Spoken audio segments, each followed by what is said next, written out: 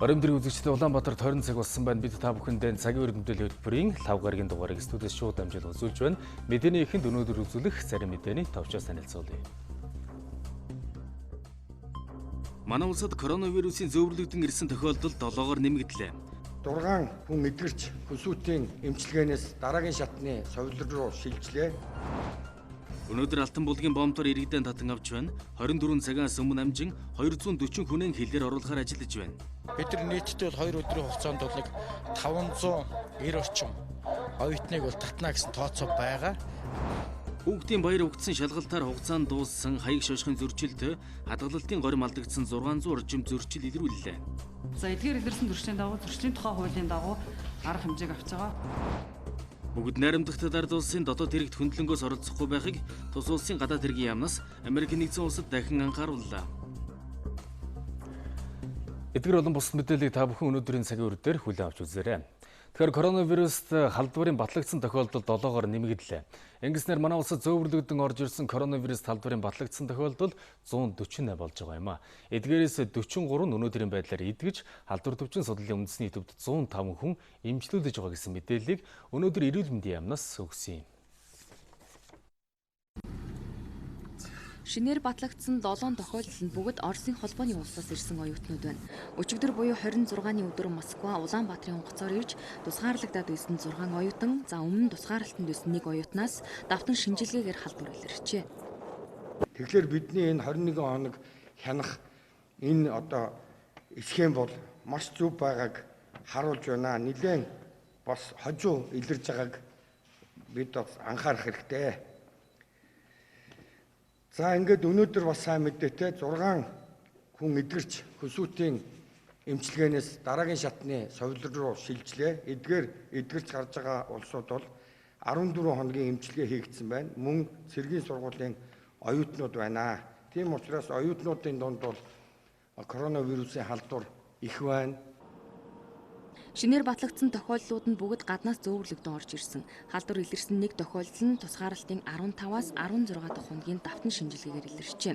Эмчилгээ хийлгэж байгаа 100 иргэний биеийн байдал хөнгөн 5 иргэн хүнд болон хүндөвтөр байна. Эдгээр иргэдийн дунд 2 жирэмсэн эмэгтэй илэгний хавдартай 1 хүн байгаа гэлээ. За ингээд манай улсын хувьд мөн 179 хүн өнөөдөр ажиглалтанд шинээр орж 36 хүн ажиглалтнаас гарч гэрийн тусгаарлалтанд шилжлээ. Одоогоор 1262 хүн ажиглалтын байранд бол байна. За өнөө өглөө Алтан булгийн бомбоор 340 гаруй хүн ирсэн. За үүний 40 гаруйн халдвар төвчин судлалын үндэсний төвд бол тусгаарлагдсан. Өнөөдөр бас бүгд найрамдагтад ард улсын судалгаагаар хүний коронавирус халдвартай өвчтний өтгөнд коронавирусын халдвар их өргөн, вирус их таньцсан их өндөр байгаа гэдгийг тогтоогоод ингээд ийм учраас коронавирусын халдвар бол өтгөн ам мөрийн замаар халдах магадaltaй болохыг бол дэлхийн нийтэд бол анхааруулсан байна. Дотооддоо халдвар гараагүйгээ тайвширч сонор сэрэмжээс сулруулж болохгүй гэдгийг эрүүл мэндийн яамнаас иргэддээ сануулсаар байна. Гэвч тамхи татдаг иргэд амнаас ам дамжуулан тамхи хуваан татах, нэг аяга дамжуулж хэрэглэх гэд хэрвээ халдвар гарвал энэ мэт байдлаар дамжих эрсдэл хамгийн их байгааг мөн анхаарууллаа.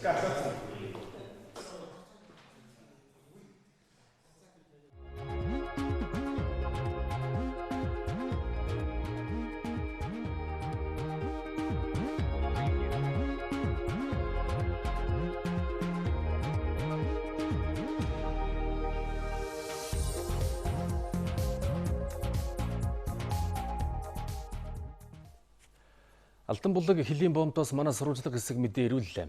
Яг одоогийн байдлаар Алтан булаг хөлийн бомбоор Оросын холбооны улсаас ирж байгаа иргэдийн татан авах ажил үргэлжилсээр байна. За өмнө нь төлөвлөж байснаар бол 2 өдрийн туршид 590 орчим иргэдийг хил нэвтрүүлэх ёстой юм а. Хэлээр орж ирж байгаа иргэдээс асуумж судалгаа бүглүүлж өчигдөр өнөөдөр гэсэн 2 өдөрт нийтдээ 61 иргэнийг с сэжигтэй тохиолдол гэж үзэж тусгаарлалтанд аваад байгаа юм байна. Иргэдийг Алтан булаг хөлийн бомбоос автобус галт тэргээр тээвэрлэж с сэжигтэй тохиолдлуудыг халдвар төвчин судлалын үндэсний төвд хүргэх юм.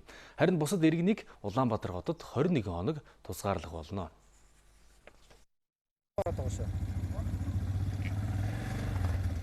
За энэ нөгөө Өчигдөр 14 цагаас эхлэн Алтан булаг боомд хилээ нээж Оросын албаны улсад сурч амьдарч исэн оюутнуудыгаа татан авах ажиллагааг эхлүүлсэн. Өчигдрийн байдлаар 340 оюутан эх орондоо ирлээ.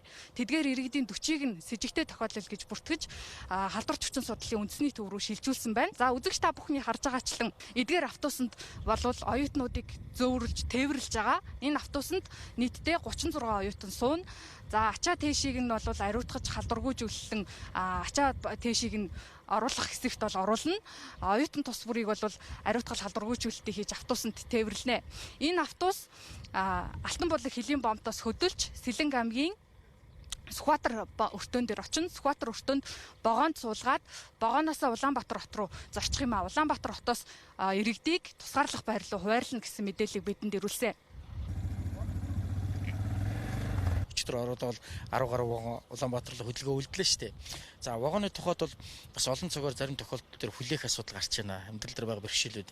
Тийм учраас тэнд нь одоо агаар жуулагч одоо халуун хүүтний тохируулах энэ системийг шууд ажилуулж байгаа. Нэмэлт цахилгааны их усрээр тэр маань одоо шууд 380 гэдэг чинь вагон өөрөө ажилласныхаа дараа 30 минутын дараа тэр агарын систем нь ажилладаг байсан бол бид нар энэ хүлээлгийн хугацаанд нь яаж ажиллаж явах уу гэдгийг тохируулж өгч байгаа. За тэр нь яг одоо Оросын холбооны улсаас бол ингээд одоо бүгд ингээд цоод ороод ирж байгаа байдлаар зохион байгуулахгүй шүү дээ. Хил гайл дээр уудна, тодорхой тооны хүмүүсийг нэвтрүүлнэ.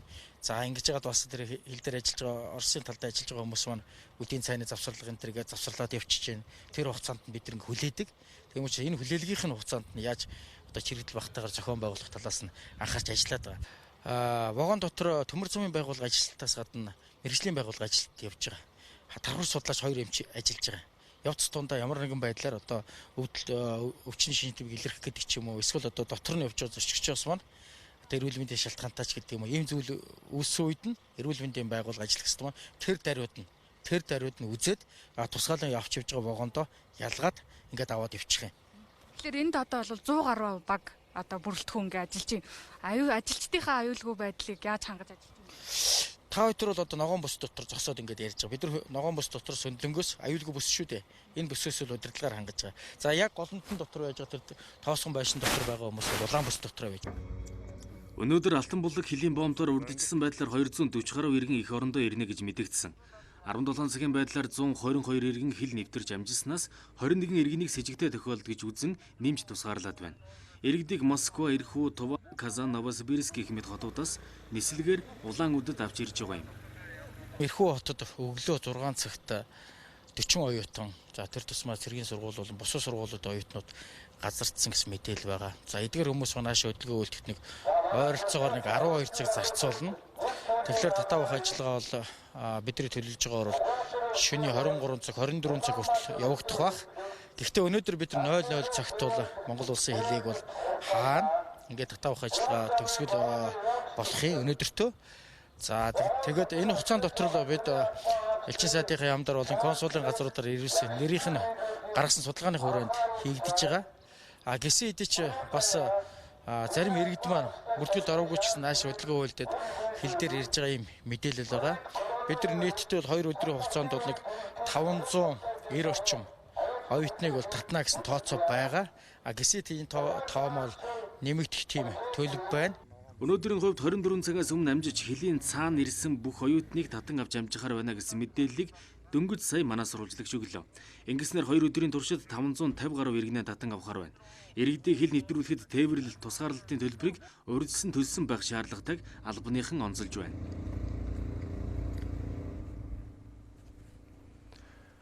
COVID-19-ийн халдвараас үргэлжлэн сэргийлэх хариу арга хэмжээ авах сургалтыг өнөөдөр Монголын иргэний агаарын тээвэр төрийн өмчөд төвцөд компани байранд зохион байгуулжээ. Өнөөгийн нөхцөлд нисгэгч, онгоцны үйлчлэгч нар хамгийн эрсдэлтэй нөхцөлд ажиллаж байгаа юм. Дасан сургуулилд шуурхай штабын ажиллагааны баг нэг давхрын брифинг өрөөнд цугларч бэлэн байдалд орно. За Монголын иргэний агаарын тээвэр төрийн өмчөд компани ажилтан 20 гаруй насны залуу халдвар авсан тогтоогджээ. Байгууллага дээр шуурхай штаб байгуулагдаж, бусад ажилчдыг 50 байхыг зөвлөж, халдвартай тохиолдлыг богино хугацаанд тусгаарлахаар ажиллаж байна. За ажиллагааны баг бэлэн болоод байраа эзлэхээр бүгд илтгэхээр баярлалаа.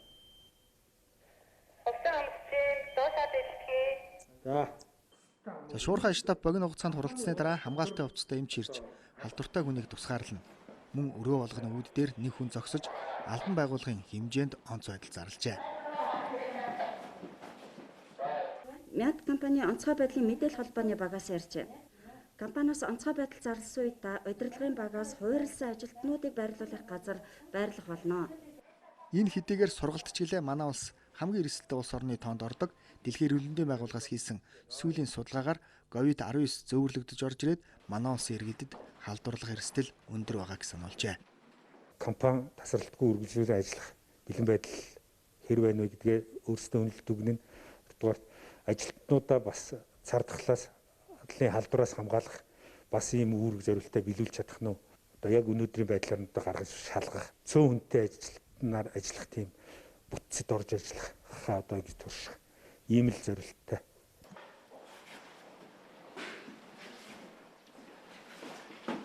Иргэдийг эх орондоо татан авчрах энэ захиалгах нислэгийг гүйцэтгэж байгаа. За энэ одоо үйл ажиллагааг бол маш өндөр зохион байгуулалттай бэлтгэлтэй хийж гүйцэтгэх ёстой. Цар тахалт дэгдэж эхэлснээс хойш Монголын иргэний агаарын тээвэр нийт 18 удаагийн тусгай нислэг хийж 5,000 гаруй иргэнийг тээвэрлэж зорьсон газарт нь хүргэсэн.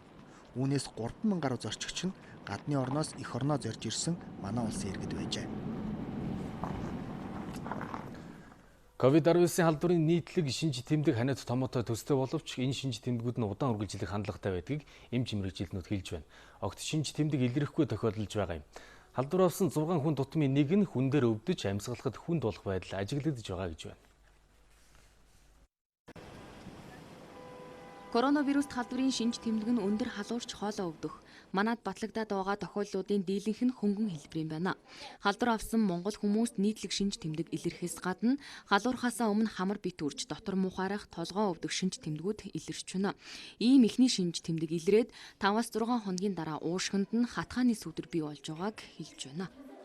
Клиникээ явцч гэсэн ер нь 80 гаруй хувь нь хөнгөн явцтай. За нэг 15% нь бол хүнд, за 5% нь бол хүн дэвтэр маш хүндгээд дэлхийн одоо эрүүл мэндийн байгууллагын энэ юутай адилхан явж байна. Батлагдсан тохиолдлуудын 1-5 удаа хийж ээж 2-оос 14 хонж байж вирусээ бол илэрч байна. Тэгэхээр бол өвчний нууц үеийн хугацаа бол нэлээд урт байх байдалтай Монгол улсад байгаа өвчлүүдийг харахад вируст халдвар хүн төрлөختөнд айдас түгшүүр хүнд сорилдуулж байгаа хэдий ч нөгөө талдаа ахуй болон эрүүл мэндийн соёлд суралцуулж байгааг иргэд ярьж байна. Гарын ариун цэврээс эхлээд амны хаал тогтмол хэрэглэж хэвшиж байна. Мөн өдөр тутмын амьдралын хэв маяг шин дадал суулгаж байгааг ярьж байна. За ороод сотоос рамаа зайлах ч гэдэг юм те. Шингийн юм уух ч гэдэг юм тодорхой хэмжээнд. Тэгээ маска байнга зүгтэн тиймэрхүү зүйлэл байна. Бидний хүүхэд ахлаа нөгөө соёлж айл гэж байдаг шиг л одоо тийм цэвэрлэгээ хийж та. Одоо ер нь гарсан юм барьсан ч гараа угаад сурсан байна да. Ер нь манайх бүгд. Ер нь тэгээд жоохон төвчээр сууж байна. Нэгдүгээрт. Хоёрдугаарт бас нэг эдийн засгийг бас нэг зөв зохицуулах бас нэг илүү дутуу юмд мөнгө зарахгүй бас нэг энэ цаанаасаа бас шахагдаад ч гэдэг юм уу. Өөрхийн төсөв өдр жоохон тодорхой хэмжээнд бага зарцуулагдаж байна штэ. Өвчний шинж тэмдэг тархалтаас харвал хүн хоорондын буюу 1-1.5 метрийн зай барих нь халдварыг хамгийн хохирол багтаа даван туулах арга гэдгийг Герман улсын бодит жишээ харуулж байна. Тиймээс өвчний шинж тэмдэг илэрсэн үед тусгаарлалт хийх хэрэгтэйг эрүүл мэндийн яамнаас санууллаа. Гэр бүлийн гишүүд тусдаа аяг халбах хэрэглэхээс эхлээд халдвар тархах эрсдлийг тооцож, амьдралын зөв хэвшил дадлыг гэр бүлийн орчиндөө бий болгох хэрэгтэй. За мөн биеийн ерөнхий төлөв дархлааны системийг үргэлж дэмжихийг эрүүл мэндийн байгууллагаас зөвлөлөө.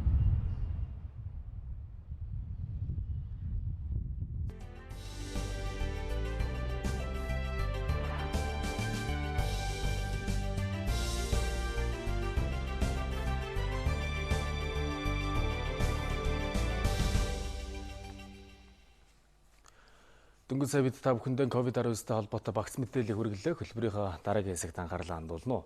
Монгол улсын ерөнхийлөгч Халдмаагийн Батулга зарим хүмүүсийг анхан болоод давж залдах шатны шүүгчийн албан тушаалд томилох тухай, шүүгчийн албан тушаалд шилжүүлэн томилох тухай зарилгийг өнөөдөр шүүгчдэд сонирдуулж, үнэмлэхийг нь гардуулан өгсөн байна.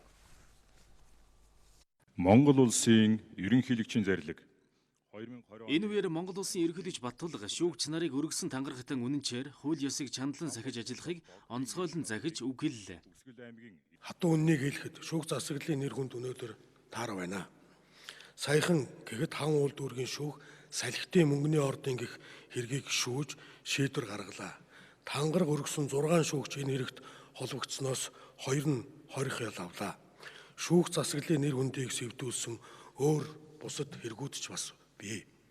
Шүүх засаглалын нэр хүндийг цэвэрлэн өндөрт өргөх нь шүүгч нэг бүрийн үүрэг хариуцлага хувь хүний дотоод итгэл үнэмшлэр тодорхойлогдно.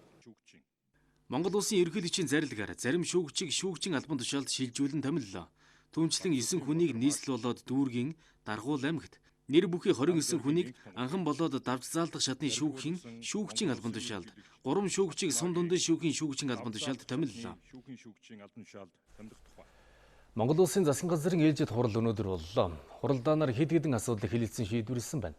Тодорхойлох юм бол коронавирус талбарын цар тахлын дэглэлдээс өрсөн сэргийлэх зорилгоор орон даяар зарласан өндөржүүлсэн бэлэн байдлын зэрэг шилжүүлсэн хугацааг 6 дугаар сарын 1-ээс 30-ны өдрийг дуустал сунгах тухай Улсын онцгой комиссийн шийдвэрийг дэмжиж засгийн газрын тогтоолоор баталгаажууллаа. Монгол улсын их хурлын 2020 оны ээлжид сонгуулийн явцад коронавирус талбарын цар тахлаас өрсөн сэргийлэх зорилгоор сонгогчдын санал авах байрыг ариутгах, халдваргүйжүүлэлт хийх, сонгогчдод сонгуулийн байгууллагын болоод мэргэжлийн байгууллагын ажилтныг хамгаалах хэрэгслээр хангах, тэдгээрийн томилолтод шаардлагадах зардлын хэмжээг засгийн газар өнөөдрийн хуралдаанаар баталлаа. Зардалд нийтдээ 2 тэрбум 496 сая 641 мянган төгрөг зарцуулна.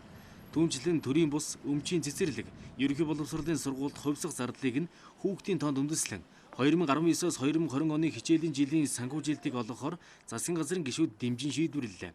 Мал эмнэлгийн 20 цэрийн хяналтын цэгүүдийг нийслэл болоод 4 аймагт байгуулж, байнгын ажиллагаатай болгоно. Нийгмийн халамжид хамрагдах иргэний хүсэлтийг цахим хэлбэрээр хүлээн авах шийдвэрлэх журмыг баталлаа. Хөтөлбөр нийгмийн хамгааллын яамнаас нийгмийн халамжийн үйлчилгээг цахим хэлбэрт шилжүүлэхээр шат дараатаагаар ажил зохион байгуулж, нийгмийн халамжийн нэгдсэн системийг хөгжүүлэх ажил 80% гүйцэтгэлтэй байна. Систем бүрэн нэвтэрснээр иргэд түүц машин ашиглан нийгмийн халамжийн үйлчилгээнд хамрагдах хүсэлтэн гарган шийдвэрлэх боломжтой болох юм. Одоогоор энэ оны 6 дугаар сараас эхлэн насны хишиг, жирэмсэн эхийн тэтгэмж, тэгээс 3 хүртэлх насны хүүхэд асарсны тэтгэмж, ихэр хүүхдийн тэтгэмж, өрх толгойсон эцэг эхийн тэтгэмжийг цахим системээр олгох бэлтгэл ажил хангагдаад байгаа юм.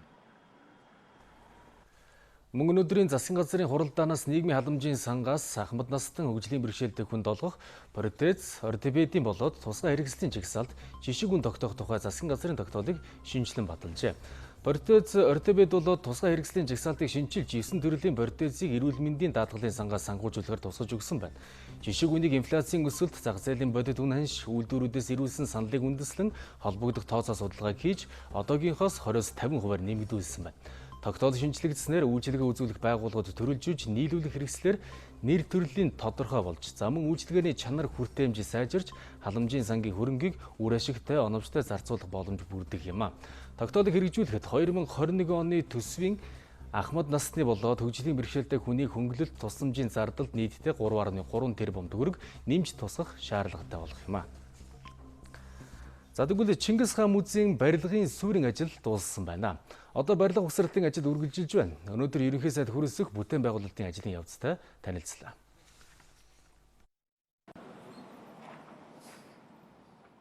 Чингис хаан судлалын дэлхийн төв болох том зорилготой музейн бүтээн байгуулалтын ажил 4-р сард эхэлсэн.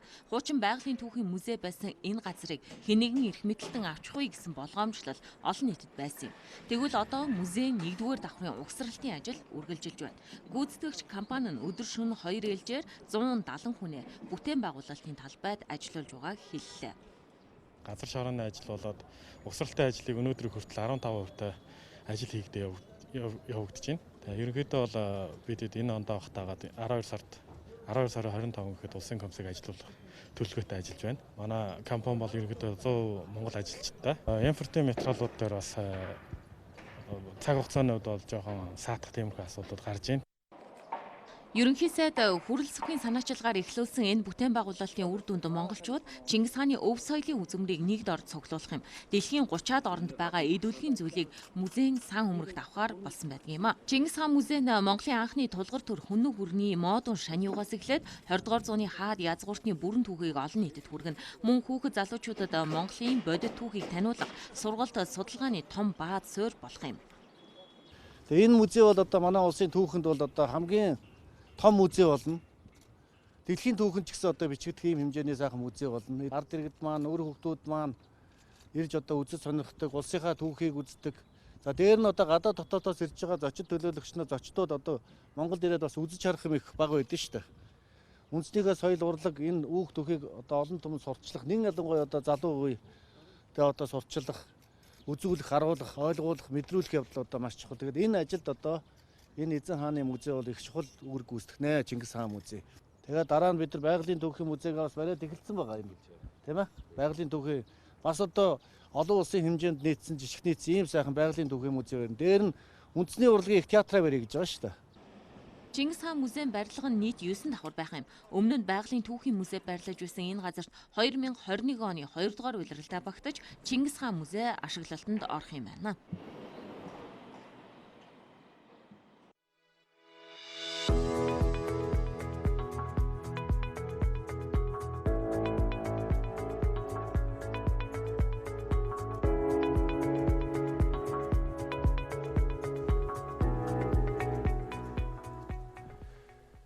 Бид та бүхэндээ улсын хурлын сонгуулийн хууль эргэцсэн орчин зохицуулалтын талаар цовруул тайлбар мэдээлэл үзэгч та бүхэндээ хүргэсээр байгаа. За энэ удаагийн тайлбарыг манай таамж Алтан гэрэл хүрэхэд бэлэн болсон байна. Үзэгч та бүхний амгалан гэрээ. За улсын хурлын сонгуулийн зардал хандивтай холбогдох харилцааг зохицуулсан хууль эргэцсэн орчны талаар тайлбар хүргье. За улсын хурлын сонгуульд оролцож байгаа улс төрийн нам эвсэл болон нэр дэвшигчдийн хувьд олон нийтэд мөрийн хөтөлбөрөөр сурчлан таниулахад зориулж одоо зардал гаргана. За энэ зардлын одоо хэлбэр төрлийн хувьд одоо хууль эрхцэн орчин талаас нь бас тодорхой зохицуултыг хийсэн байгаа. За тухайлбал хандив байж болно. За нам өөрийн хөрөнгөө ашиглах боломжтой, мөн нэр дэвшигчийн өөрийн одоо хөрөнгө байж болох юм аа. За зардлын дээд хэмжээг үндэсний аудитын байгууллага тогтоож олон нийтэд мэдээлсэн. За энэ одоо тогтоосон хэмжээнээс авч үзвэл улс төрийн нам эвслийн хувьд бол одоо дээдлэн 5.9 тэрбум төгрөгийн зардал гарах ёстой гэж үндэсний аудитын байгууллага үзэж одоо тодорхой хэмжээг тогтоосон. За аудитын байгууллагын хувьд бол одоо нам эвсэл болон нэр дэвшигчдийн сонгуулийн зардлын хэмжээг тогтоохдоо нутаг дэвсгэрийн хэмжээ, байршил, за өрхийн болон сонгогчийн тоо, за мөн хуулиар тогтоосон бусад одоо хүчин зүйлсийг харгалзаж үзсэн. За сонгуульд нэр дэвшигчийн одоо зарцуулах зардлын дээд хэмжээг мөн үндэсний аудитын байгууллага тогтоогоод байна. За эхний 10 тойрогт авч үзэхэд дунджаар 360 саяас 460 сая төгрөгийн одоо зардал гаргахаар одоо үндэсний аудитын байгууллага тогтоосон. За дараагийн 10 тойргийг үргэлжлүүлэн хүргэе. За энэ тойргуудын хувьд бол одоо 360 саяас 500 сая төгрөгийн зардал гаргахаар одоо үндэсний аудитын байгууллага тогтоосон байна. За дүүргүүдийн хэмжээнд одоо зардлын нийт хэмжээг 400 саяас 770 сая төгрөг байхаар одоо үндэсний аудитын байгууллага тогтоосон. За энэ зардалд одоо мөнгөн болон мөнгөн бус хандивын аль альнийг нь одоо багтаан тооцсон гэж үзэж болох юм. За ер нь бол одоо мөнгөн бус хандивын хэмжээг тогтоохдоо зах зээлийн дундаж ханшийг одоо харгалзан үзэх ёстой гэж одоо үндэсний аудитын байгууллага болон сонгуулийн байгууллага үзэж байгаа. За сонгуулийн хандивын хувьд бол одоо хэд хэдэн чиглэлийн хязгаарлалтыг хийсэн. За мөнгөн хандивын хэмжээг бол тогтоосон. За иргэний хувьд одоо 5 сая хүртэл төгрөг хандивуулж болно. За хуулийн этгээдийн хувьд 20 сая хүртэл төгрөгийн хандивыг өгөх боломжтой байгаа юм аа. За нэр дэвшигч болон нам эвсэлд одоо хандив өгч болно. Өөрөөр хэлбэл одоо аль алинд нь хандив өгөх боломжтой байна. За харин эвслийн бүрэлдэхүүнх намуудад тус тусад нь хандив өгөхийг хориглосон зөвхөн одоо аль нэгэнд нь өгөх давхардуулахгүй байх одоо хууль эрхцэн орчин үйлчилж байгаа юм аа. За хандивыг одоо дансаар өгнө. За бэлэн мөнгөөр одоо хандив өгөх авахыг бол хориглосон байгаа. За мөнгөн бус хандивын хэлбэр зохицуултын хувьд бас эрхцэн тодорхой орчин бүрдсэн. За эд хөрөнгөө ашиглуулж эзэмшүүлж болно. Бас одоо үйлчилгээ үзүүлж болно. За мөнгөн бус хандивыг одоо зөвхөн нэр дэвшигчид өгөх юм аа. За ямар этгээд одоо хандив өгч болохгүй вэ гэдгийг бас улсын хурлын сонгуулийн хуулиар зохицуулсан. За энэ үрээнд авч үзвэл гадаадын улс орон байгууллага хандив өгөхийг хориглосон. За олон улсын байгууллага хандив өгч болохгүй. За гадаадын хөрөнгө оруулалттай байгууллага аж ахуйн нэгж хандив өгөхийг бас хориглосон. За төрийн байгууллага, нутгийн өөрөө удирдах байгууллага буюу иргэдийн төлөөлөгчдийн хурал хандив өгч болохгүй. 18 наснд хүрээгүй хүн хандив өгөхгүй. За төрийн болон орон нутгийн өмчт хуулийн этгээд, за төрийн болон орон нутгийн өмчийн оролцоотой аж ахуйн нэгжүүд одоо хандив өгөхийг хуулиар хориглосон байна. За шүүхээр тогтоогдсон татварын өр төлбөртэй хуулийн этгээд хандив өгөхгүй, дамн дампуурсан хуулийн этгээд одоо хандив өгөхийг хориглосон. За үйлдвэрчний эвлэлийн байгууллага, шашны байгууллага, за бас байгууллагадад 1 жил болоогүй хуулийн этгээд одоо хандив өгөхийг хуулиар хориглосон байгаа юм аа. За сонгуулийн хандив зардлын тайлангийн хяналт ил тод байдалтай холбоотой эрх зүйн орчныг бас бүрдүүлсэн. За мөнгөн болон мөнгөн бус хөрөнгийн санхүүгийн тайлангаа гаргаж өгөх ёстой. За санхүүгийн тайланг одоо нам эвсэл болон нэр дэвшигчийн аль аль нь гарах ёстой. За ер нь бол зарцуулалтын явцын тайлангаа санд авах өдрөөс одоо 3 хоногийн өмнө олон нийтэд ил тод мэдээлэх төрийн аудитын байгууллагад хөргүүлэх ёстой. За аудитын байгууллагын хувьд бол одоо мэдээллийг цахим хуудастай ил тодоор тавих, олон нийтэд нээлттэй мэдээлэх боломжийг бүрдүүлэх ёстой. За бас аудитын байгууллагын хувьд одоо тухайн мэдээлэл баримтыг шаардсан иргэн аж ахуйн нэгжид одоо гаргаж өгөх үүргийг хүлээсэн байгаа юм аа. За үзэгч та бүхэнд сонгуулийн зардал хандивтай холбогдох хууль эрх зүйн орчин бодлогын зохицуулалтын талаар тайлбар өргөлээ. За баярлалаа, мэдээллийг манай таамж Алтан гэрэл өргөлөө. Тэгэхээр шинэ эвслээс 2020 оны улсын хурлын сонгуульд нэр дэвшигчдийн тангар хүрэх ёслол өнөөдөр болжээ. Тус эвслээс 29 тойрогт нийтдээ 76 хүн өрсөлдөх юм байна. Нэр дэвшигчдийн дотор инженер, эдийн засагч, нийгэм улс төр, хууль эрх зүйн мэдлэг мэргэжилтэй олон хүн байна. Мөн сэтгүүлч, ихэмч, багш мэргэжлэр эрдмийн зэрэг цолтой хүмүүс ч байгаа гэдгийг хэлж байсан юм аа. Гэрээнд болсон хамгийн гол заалт бол одоо энэ их орноос ард түмний харьцаас уруухгүй хариуцлагатай байх, өөрснөө хангалттай үнэнч байх. Хэрвээ ийм одоо тангараасаа няц хариуцаас зайл хийвэл өөрсдөө гişүнээсээ татгалзах. Ийм одоо гэрээг нэр дэвшигчдээс зурлаа. Шинэ эвслийн мөрийн хөтөлбөр бол шинэ эргэлтийн 21 бодлого гэдэг мөрийн хөтөлбөр байгаа. Энэ мөрийн хөтөлбөрийг сонгуул албан ёсоор эхлэх өдөр буюу 6 сарын 2-ноос олон түмэндээ танилцуулж мөн олон түмэндээ албан ёсоор хүргэнэ. Үнэхээр энэ нийгэм улс төр эдийн засгийн амьдралыг шинжилэл хийвэл одоо тэгэл шинэ эвсэлтэйгээр илүү анхаарал тавьсан дээр байна.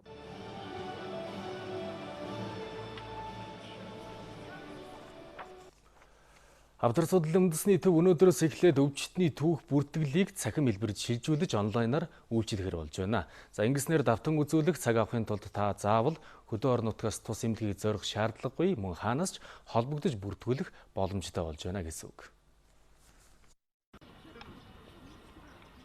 Өдөрт дунджаар Авдар судлалын үндэсний төвд давхарцсан тоогоор 5-аас 7,000 хүн үйлчлүүлдэг. Үүнээс зөвхөн эмчид үзүүлэх цаг авахын тулд өдөрт 2-оос 3,000 иргэн урт дараалал зогсож бүртгүүлдэг байна.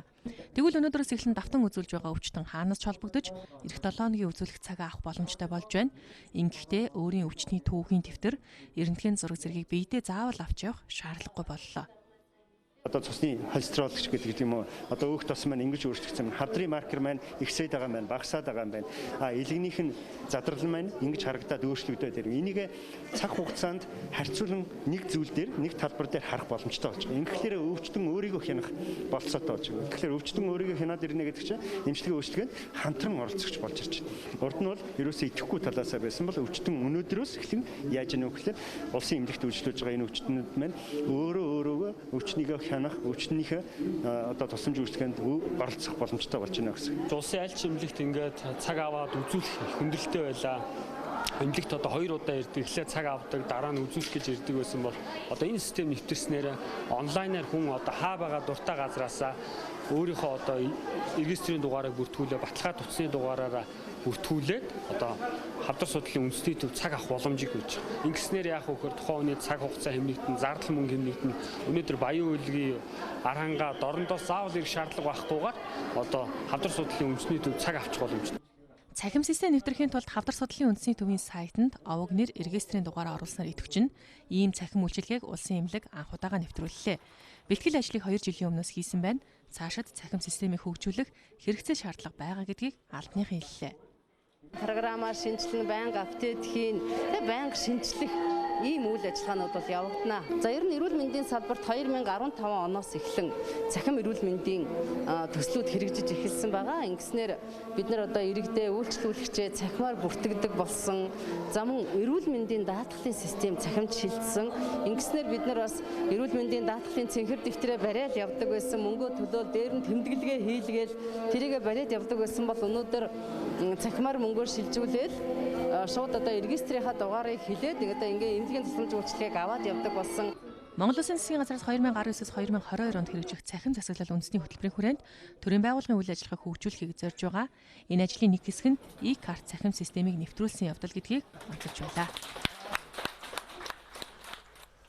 Хогийг ердөө ангилан ялгаснаар дахин боловсруулах боломжтой түүхий бэлэн болно. За харин ангилан ялгасан хогийг зохистой тээвэрлэж зөв ашиглаж чадаж байгаа эсхийг бид сурвалжлаа. Баянзүрх дүүргийн 26 дугаар хороонд байрлах Олимпиалч хотхны оршин суугчид хогоо ангилан ялгаад хэвшжээ. Жилийн өмнө байрлуулсан энэ хогийн савнд цаас, шил, лааз, хуунцрыг тус тусад нь хайдаг зориулалттай. Эхлээд бид нар шилж өгсөн одоо ингэж ангилах ёстой гэх тэгээд тэргээр ангилаад манайхан орцсон зарлнаад одоо ангил ийм ангил та нар хийж яагаад одоо бүгдээр ангилаас сурчсан хэвшсэн байгаа. Бидний ажил их хөнгөн байгаа, их тустай сайхан хөнгөн байгаа. Хийх таамар ялгцсан болохоор ингээд хийхэд хурдан амар. Яг ийм хогийн сав нийслэлийн 100 гаруй зэгт байгаа. Эдгээр цэгүүдэд ялгсан хогийг ачдаг тусгай машинууд байдаг юм байна. 10-аад газараар олд үүсэж байгаа байхгүй. Тэгээд тэрийг аваачаал бүүлээл үйлдвэр дээрээ буулгаад дахин боловсруулах үйлдвэр. Одоо манайх бол ахаад 30 цэг тавина гэж байгаа. Одоо бол юу савуудыг бэлдэж байгаа. Тэгээд одоо 30 цэг нэмж тавина. Гэр хороолт бас байгаа. Гэр хороолт бол бүтэн цэгүүдээр тавьсан байгаа. Тэрийг уусахаараа бас тусдана. Хогоо ангилан ялгаж байгаль экологт хор хөнөөл учруулахгүйгээр дахин боловсруулахад бэлэн бүтээгдэхүүн бэлдэж өгөх боломж хүн бүрт байгаа. Гэхдээ хамгийн гол нь сууц өмчлөгчдийн холбоо байгууллага хамт олноороо энэ санаачлага дээр нэгдэн зохион байгуулалтад орох шаардлагатай байдаг юм байна. Нэг хоёрхан айл ангилцсан. Бусд нь ангилаагүй байж хахад бол тэрийг зөвхөн тэр нэг хоёр айлын төлөө очиж авахд хүндрэлтэй. Хэрв тухайн сөөх оршин суугчид нь идэвхтэй байгаад нийт оршин суугчдаа манлайлаад хамтдаа ярьж тохиролцоод тэгээд бүтэн хотхноороо хогоо ангилаад тий ингээд хөвшчих юм бол тэр ангилсан хаягдлыг нь бол бид нар хуваарьт оруулаад тогтмол ачих юм бүрэн боломжтой. Дахин боловсруулах хогийг ачдаг компаниуд улсаас нэгж төгрөгийн татаас авдаггүй юм байна. Тэд хоёр дахь түүхийдээс олсон орлогоороо урсгал зардлаа хариуцдаг гэлээ. Цаашид айл өрх албан байгууллага бүр ингэж хогоо ангилан ялгаад хэвшчихвэл түүхийдээс олох орлого нь ч нэмэгдэнэ. Энэ хэрээр иргэдэд буцаагаад урамшуулал олгодог тогтолцооч бий болох боломжтой. Хангул дүүргийн 11-р хороонд олон жил стандартын дагуу ашиглагдаагүй явган хүний хавтад зам хааж хашаалсан орчны аюулгүй байдлыг зөрчсөн хашаануудыг албадан буулгажээ. Хөдөө аж ахуйн их сургуулийн баруун талд хог шороонд дарагдсан хашаа байсныг албадан буулгаж, явган хүний замыг чөлөөлжээ. Энэ орчимд байрлах 3 газар зөвшөөрлөн авсан эзэмшигчтэй боловч газраа зориулалтын дагуу ашиглаагүй байна. Хангул дүүргийн нутаг дэвсгэрт иймэрхүү стандартын шаардлага хангуулах шаардлагатай 147 хашаа байна гэсэн тооцоог нийслэлээс гаргаад байгаа юм аа. Бид нар одоо өнөөдөр ирээд энийг буулгахад байгаа нөхцөл байдлыг хараа ерөөсө хогоор дүүрчихсэн юм энэ хажуу талд нэм орон сууц оюутны байр байх байтугай. Энэ уг нь бол өөрөөсөө эн чинь нөгөө отог бууц юу лээ нөгөө төр буудлах зориулалттай л гэж байгаа хэдий боловч юу ч хийдэггүй ингээл хэдэн жил нэг юм одоо ашигтай байсан. Нийслэлийн хэмжээнд газар дээр нь үзлэг шалгалтыг хийж 150 байршилд 420 объектэд зөрчил илрүүлэн мэдэгдэх хуудсыг хургуулсан байна. Зөрчлөн арилгаагүй иргэн аж ахуй нэгжүүдэд барилга мөн газрын хашааг албадан буулгах ажил үргэлжлэх болно. Тариаланч залуу гаднаас 20-с 30 сая төгрөгөөр авдаг төхөөрөмжийг 3 саяд багтаан зохион бүтээсэн байна. Тариалангийн талбайг малаас хамгаалж, талбай хашиг шон цутгадаг энэхүү багаж нь тариаланч гэсэн хөрөнгө мөнгө хэмнэх боломж олгожээ.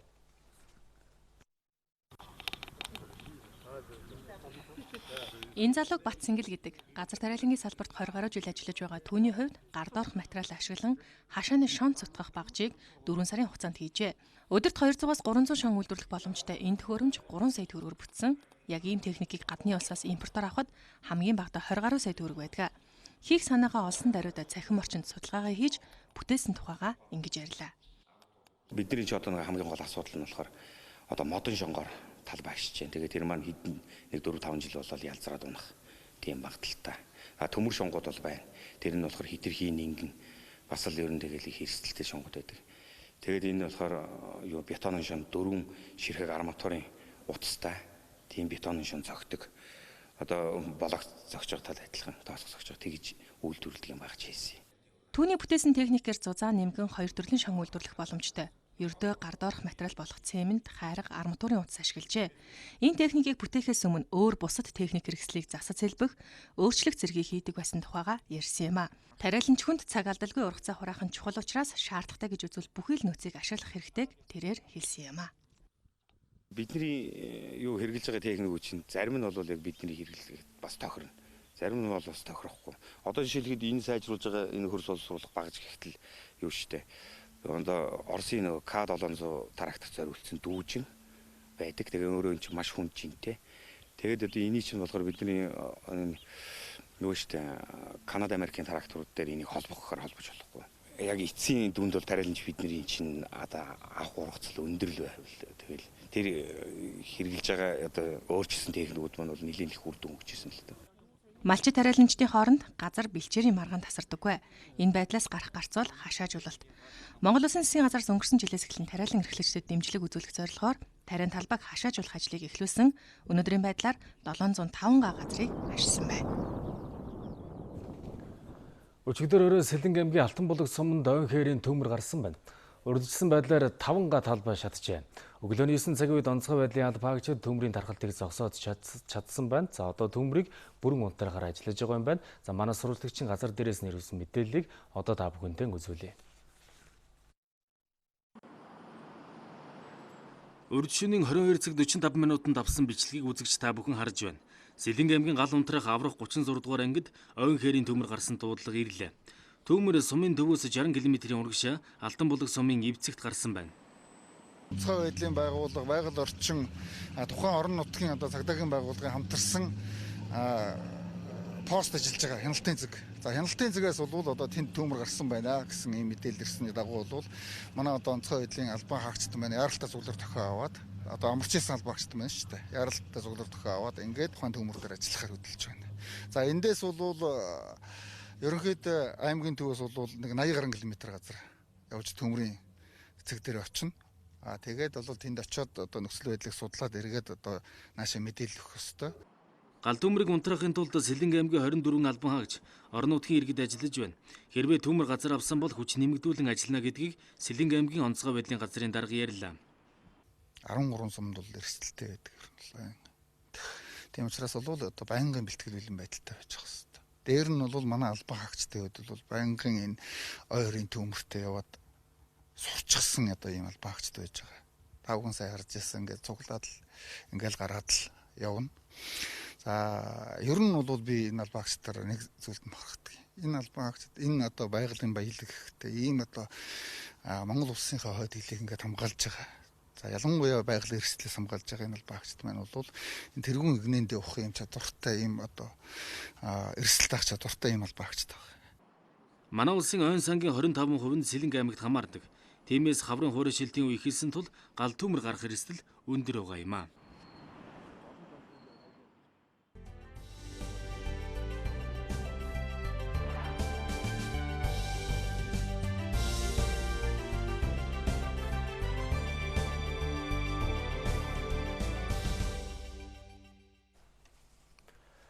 Цагийн үрдийг сонгуудж үзэгч та бүхэнд баярлалаа. Мэдээллийн цааш үргэлжлүүлж байна. Тэгэхээр нийслэлийн мэрэгжлийн хяналтын газар олон улсын хүүхдийн эрхийг хамгаалах өдрийг тохиолдуулаад 450 орчим аж ахуйн нэгж байгууллага иргэнд хяналт шалгалт хийсэн байна. Шалгалтаар бараа бүтээгдэхүүний хугацаанд дууссан хаяг шошгын зөрчилтэй хадгалалтын горим алдагдсан зэрэг 600 орчим зөрчлийг илрүүлсэн байна.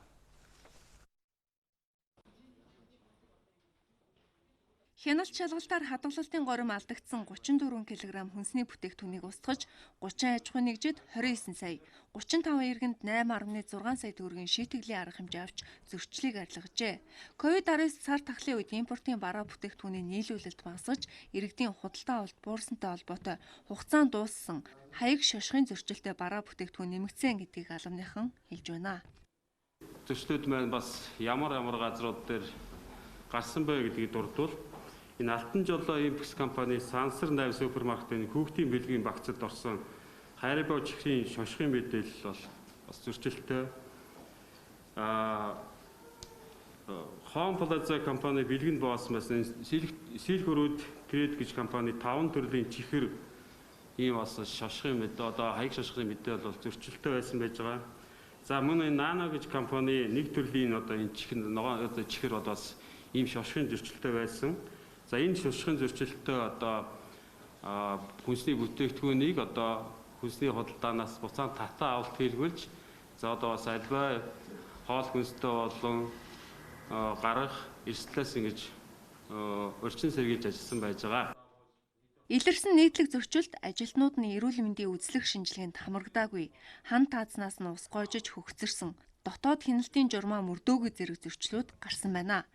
Мөн шошгын зөрчилдөд 600 ширхэг барааг хүнсний сүлжээнээс татан авчээ.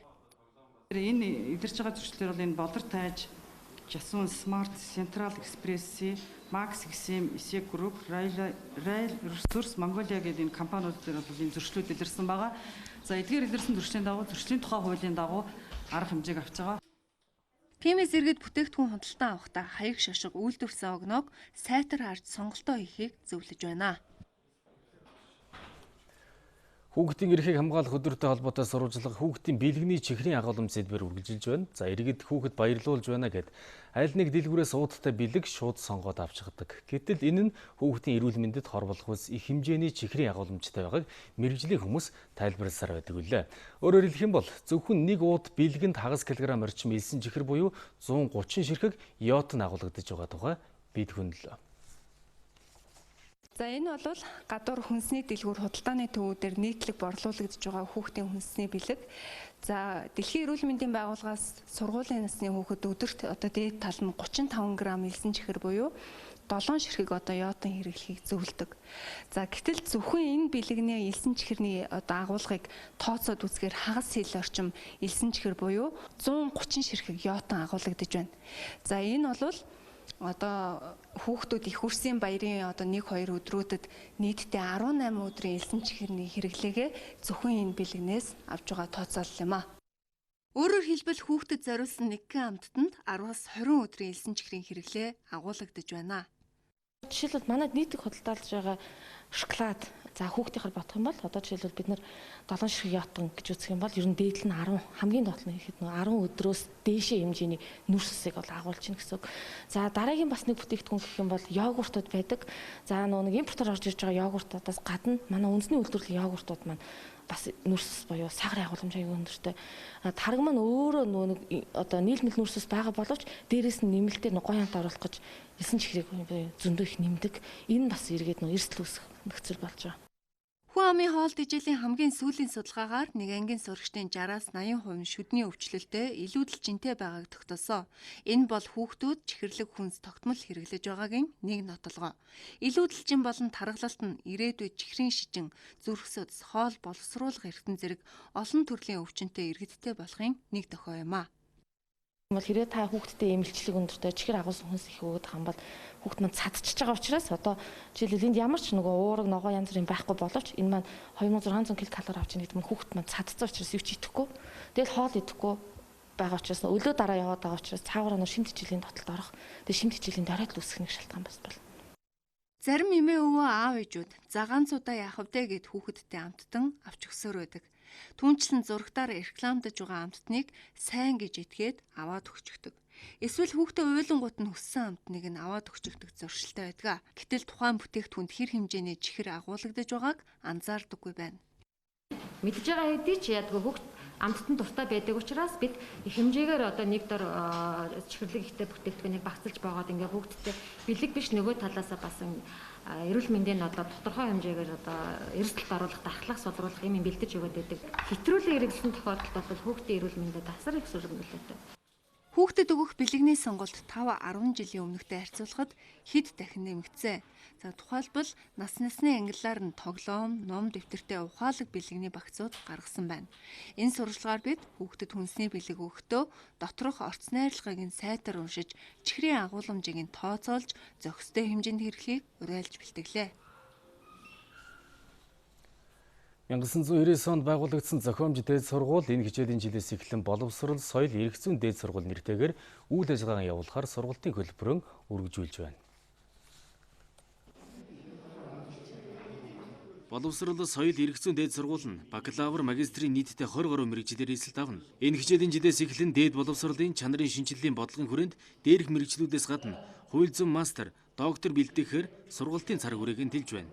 Сургалтын үйл ажиллагаа явуулж байгаа үндсэн чиглэлүүд дээр төшөглөөд өөрийнхөө эрхэм зорилгыг мөн шинээр томьёолж байгаа юм. Бид бас өнөөдрийн шинжлэх ухаан боловсролын салбарт тэргүүлэх байр суурьтай бай.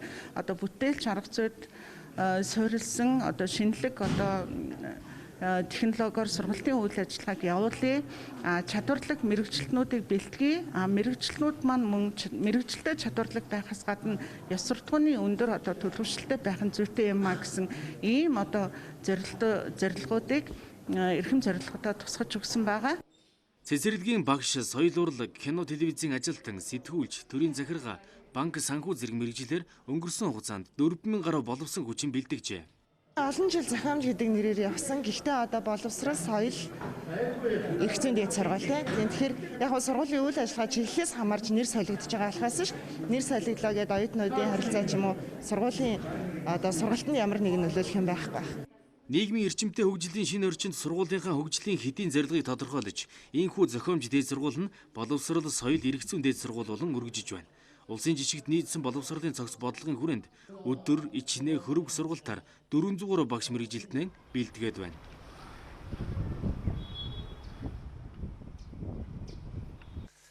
Цагийн мэдээллийн хөтөлбөрөөр бид олон улсын мэдээлэлээр үргэлжлүүлж байна. 2 дугаар студид манай томч Ариун Чимэг студид ажиллаж байна. Оройн тэрэг Ариун Чимэг.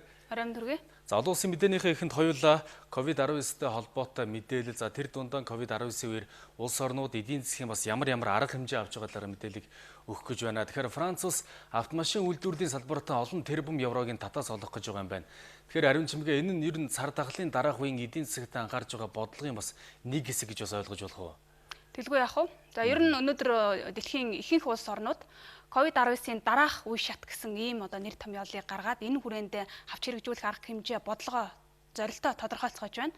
За энэ хүрээнд Франц улс COVID-19 цар тахалтай холбогдуулаад борлуулалт нь огцон буураад байгаа автомашин үйлдвэрлэлийн салбартаа 8 тэрбум еврогийн татаас олгохоор болж байна. За Францын ерөнхийлөгч Макрон автомашины сэлбэгийн үйлдвэрээр зочлох үедээ 8.8 тэрбум долларын багц хөтөлбөр хэрэгжүүлнэ гэдгээ мэдгдсэн. За үүнээс 13,000 Америк долларыг нь 15 жилийн өмнө үйлдвэрлэгдсэн газын хөдөлгөөртэй автомашин хэрэглэгчдийг цахилгаан хөдөлгөөртэй автомашин худалдаа авахт нь дэмжлэг болгож татаас хэлбэрээр олгох юм байна. За энэ багц хөтөлбөрийг эх сарын 1-ээс хэрэгжүүлж эхлэхээр төлөвлөж байгаа. За Францын засгийн газар автомашин үйлдвэрлэгч үндэсний компаниудынхаа өрсөлдөх чадварыг нэмэгдүүлэх үүднээс цахилгаан автомашины зай хураагур үйлдвэрлэлийг бас дэмжихээ амлаж байна. Түүнчлэн Франц улс автомашин үйлдвэрлэлийн салбараа байгаль дээлтэй технологийн салбарт тэргүүлэгч болгох зорилтыг бас тавьж байгаа. За ойрын 5 жилийн дотор Франц нь Европ ТВ-ийн хүрээнд жилд цахилгаан болон хос хөдөлгөөртэй 1 сая автомашин үйлдвэрлэдэг анх дахь улс болохоор зорж байна. За тэгвэл Германы үндэсний агаарын тээвэрлэгч компани санхүүгийн хүндрэлд орсон байна. Тэгэхээр хүндрэлээс гарах үүднээс засгийн газартайгаа ямар тохиролцоо хийж вэ? Олон тэрбум долларын тохиролцоо яригдж байгаа юм байна. За Германы засгийн газар үндэсний иргэний агаарын тээвэрлэгч Люфтханза компанид 9 тэрбум евро буюу 10 тэрбум Америк долларын тусламжийн багц олгохоор хоёр тал ярилцаад тохирлоо. За COVID-19 цар тахлын улмаас агаарын тээврийн үйлчилгээ огцон буурснаас үүдээд Люфтханза компанийн компанийн хувьд бол санхүүгийн хүнд байдалд орсон юм байна. За тус компанийн 1-ээс 3 дугаар сарын хооронд цар тахлаас улбаатай алдагдал өндөр хувьтай гарч 4 дугаар сараас хойших олон тонны нислэг нь цуцлагдсан. Иймд тус компани агаарын тээвэр сэрэгтэл дампуурлаа зарлахгүй тулд төрөөс дэмжлэг үзүүлэхийг Германы засгийн газраас хүссэн байна. Ингээд хоёр тал хилэлцээд сая засгийн газраас тусламжийн багц хөрөнгө авахар тохиролцоонд хүрлээ. За гэрээний дагуу Люфтханза компани 9 тэрбум еврогийн багц авч хариуд нь компанийн хувьцааны 20%-ийг засгийн газартаа өгөх юм байна. За энэ үеэр Саудын Араб улс 2 сарын өмнө нөхөл хорой тогтоосноос хойш анх удаа иргэдээ сүмд мөргөл үйлдэхийг зөвшөөрөх гэж байна.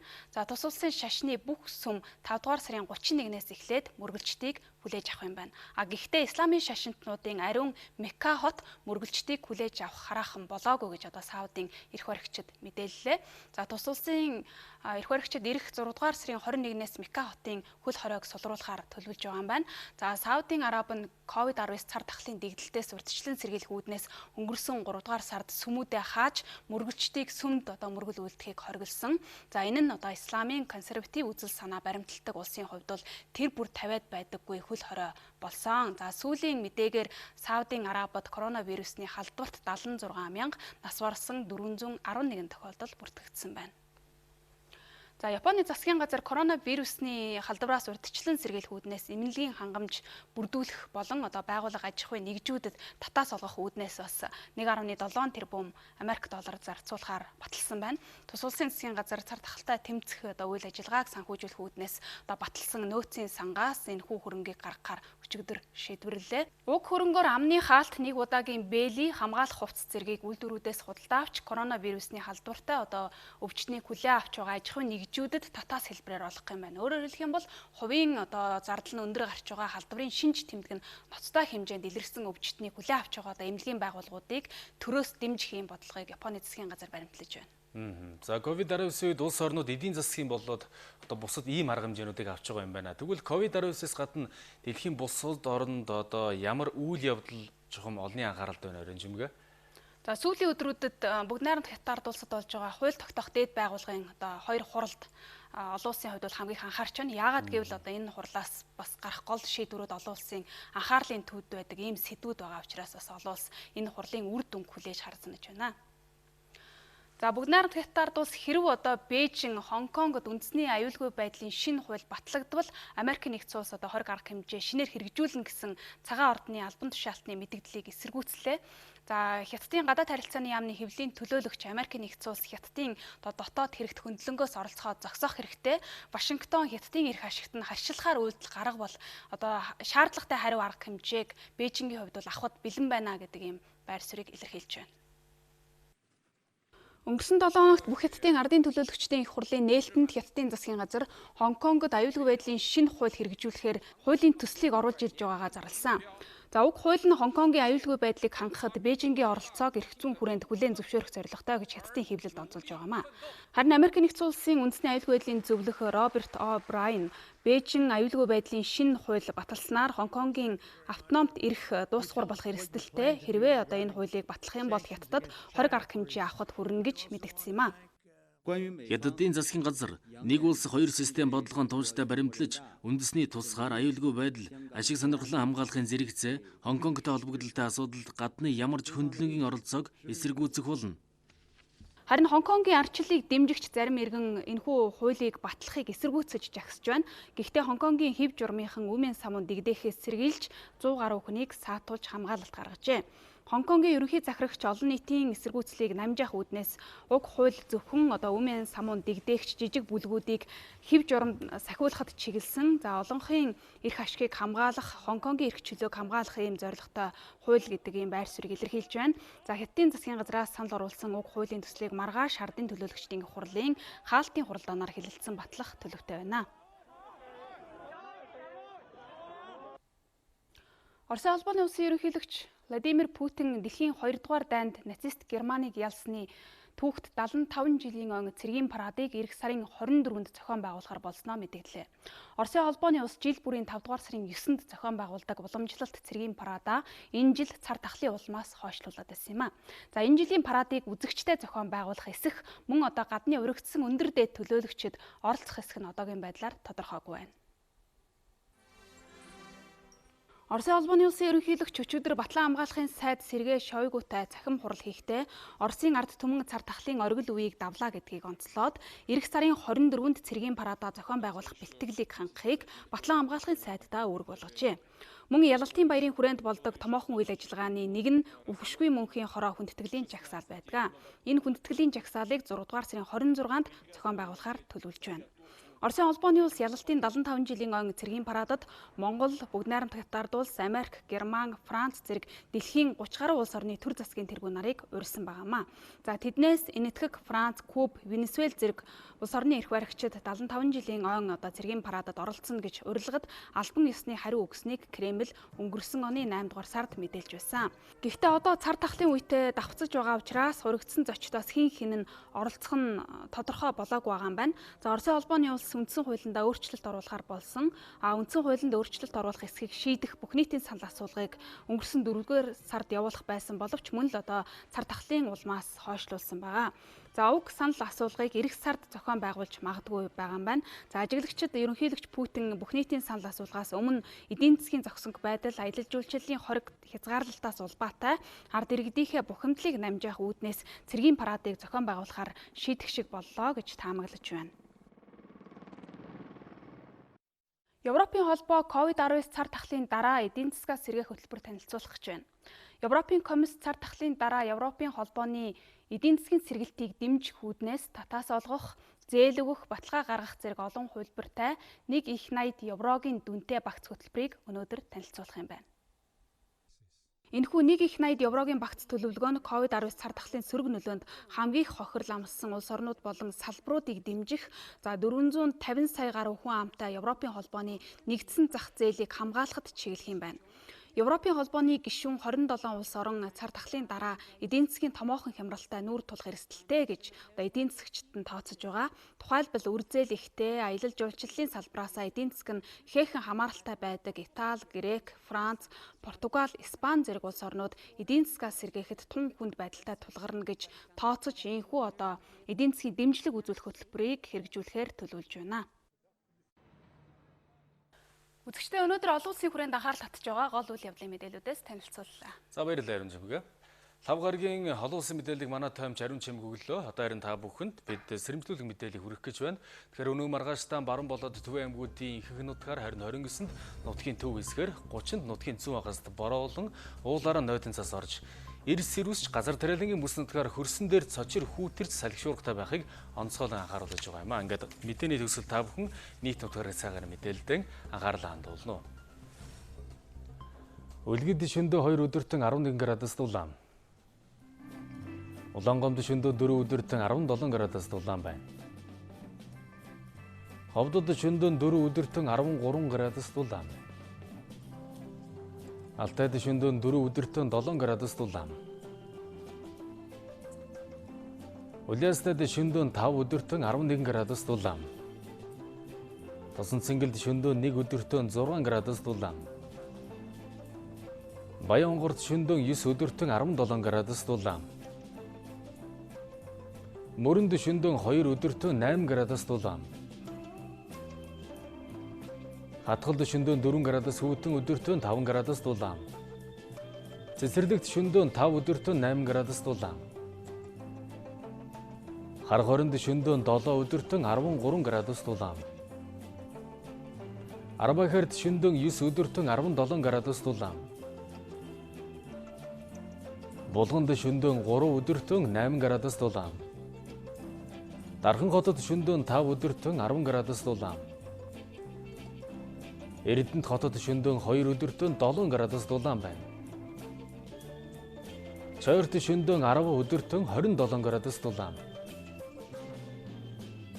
Сүхбаатарт шөндөө 6 өдөртөө 14 градус дулаан. Зүүн хараад шөндөө 8 өдөртөө 11 градус дулаан.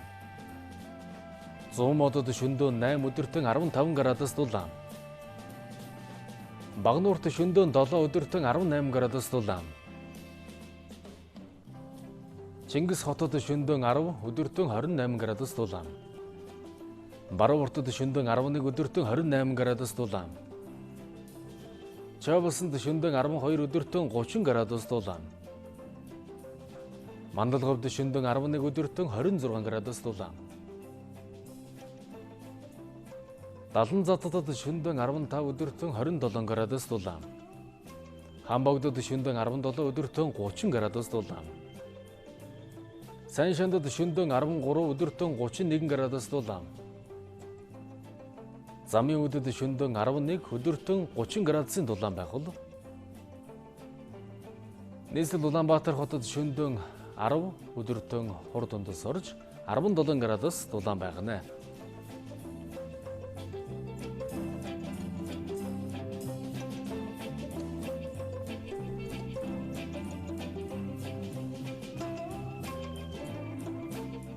Нэг цагийн турш цагийн урд мэдээллийн хөтөлбөртэй хамт байсан үзэгч та бүхэндээ баярлалаа. Бид та бүхэндээ 5 гарагийн дугаараар студиэс шууд амжуулан хүргэлээ.